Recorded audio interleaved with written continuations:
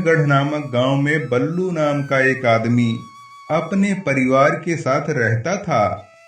बल्लू अपने परिवार का पेट पालने के लिए एक सेठ की दुकान में काम करता था। बल्लू गरीब था, पर ईमानदारी उसके अंदर कूट कूट कर भरी हुई थी। वह सेठ की दुकान को अपनी ही दुकान मानकर लगन और मेहनत से काम करता था। बल्लू, तेरे जैसा नौकर तो ढूंढने पर भी नहीं मिलेगा, क्योंकि तू इतनी वफादारी से काम करता है कि हमें कभी टोकने का मौका ही नहीं देता। धन्यवाद सेठ जी, मैं भी आपकी दुकान में काम करके बहुत खुश हूँ, क्योंकि आप भी तो अपने नौकरों को परिवार की तरह मानते हैं। अरे बल्लू, मैं जितनी बार तेरी तारीफ करता हूँ, तू उतनी बार मेरी महानता की गिनतियां गिनाने लगता है। बल्लू जिस सेठ की दुकान में काम करता था, उस सेठ के एक इकलौता बेटा था। वह बहुत ही चोर और मक्कार लड़का था।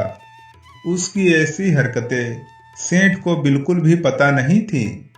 वह अपने पिता की कमाई से ऐशो आराम की जिंदगी जी रहा था।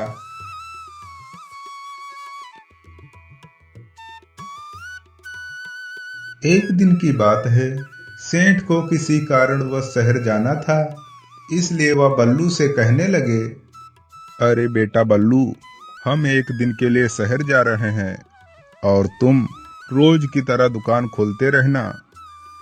और हाँ, दुकान के साथ साथ अपना भी ख्याल रखना। जी सेठ जी, आप निश्चिंत होकर जाइए, हम सारा कुछ संभाल लेंगे। तभी सेठ वहां से चले जाते हैं।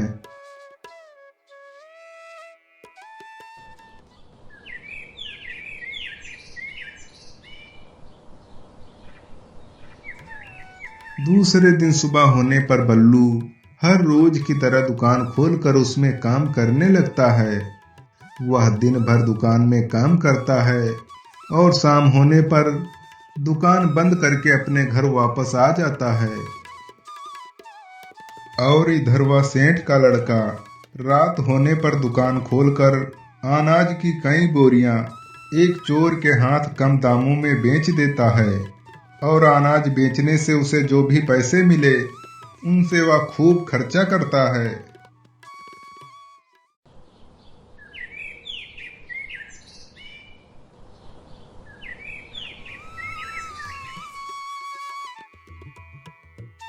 अगले दिन सुबह होने पर सेठ जी अपनी दुकान को खोलते हैं तो उन्हें अनाज की कई बोरियां कम दिखाई देती हैं।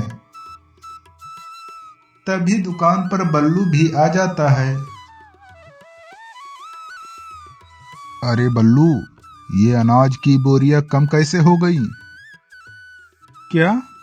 अरे कल तो हमने जब दुकान बंद किया तब तो सब ठीक था। तो फिर ये बोरियां कहाँ चली गईं? कहीं तुमने चुरा कर बेच तो नहीं लिया? अरे सेठ जी, ऐसा ना कहो, हमने तो दुकान बंद करने के बाद दुकान की चाबी छोटे साहब को दे दी थी। कहीं उन्होंने तो ऐसा नहीं किया।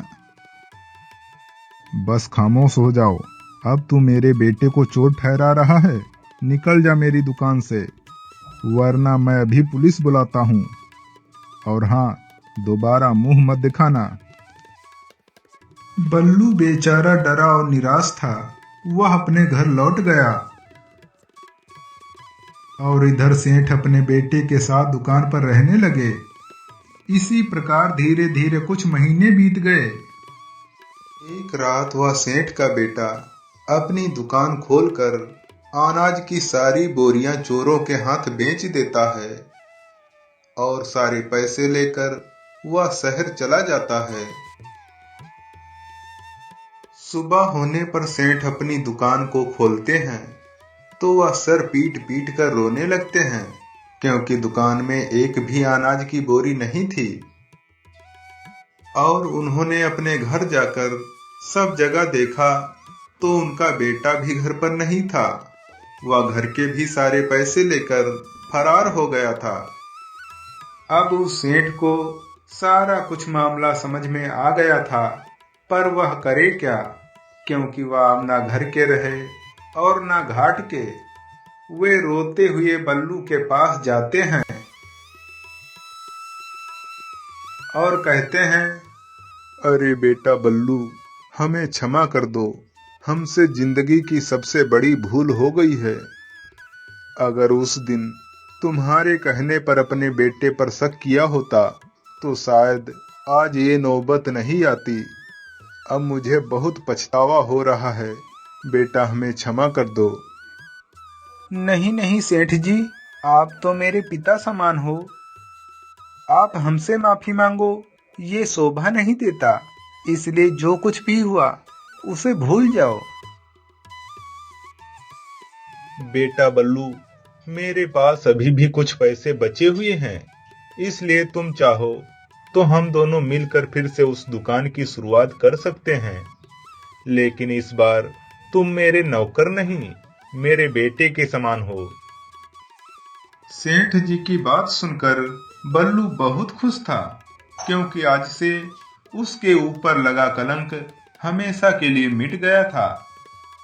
दोनों ने फिर से अपनी दुकान की शुरुआत की और पहले की तरह काम करने लगे।